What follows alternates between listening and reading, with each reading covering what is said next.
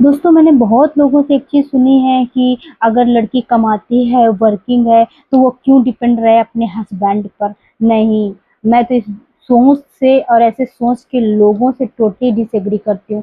अगर आप अपने हस्बैंड से डिपेंड नहीं है ना, तो फिर आपका रिश्ता जो है ना बहुत जल्दी डिस्ट्रॉय हो जाएगा।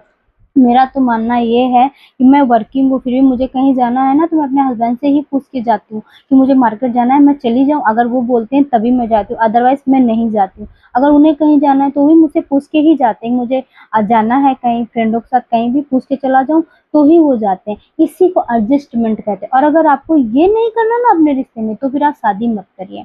क्योंकि आपको ना शेयरिंग और केयरिंग मालूम होना चाहिए कि क्या होता है। कोई भी चीज़ है, आपके पास थोड़ी-सी है ना, तो आप उसको 2 हिस्सों में बाँटिए, और आप और आपके हस्बैंड दोनों लोगों में वो हो इक्वालिटी होनी चाहिए।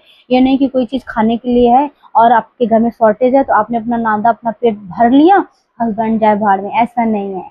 इसी को तो एडजस्टमेंट कहते हैं, बाकी लोगों से नहीं। एटलीस्ट आप अपने हस्बैंड पर डिपेंड रहें।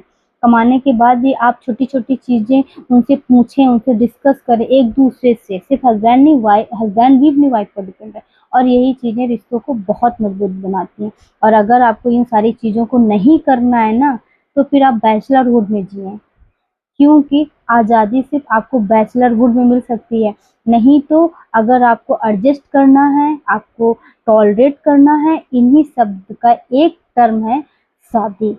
क्योंकि शादी में एडजस्ट करना और टॉलरेट करना, मैनेज करना, तीनों चीज़ें कोऑपरेट करना, 4 चीज़ें बहुत वैल्यू करती हैं, और यही रिश्तों को आगे तक ले के जाती हैं और मजबूत बनाती हैं।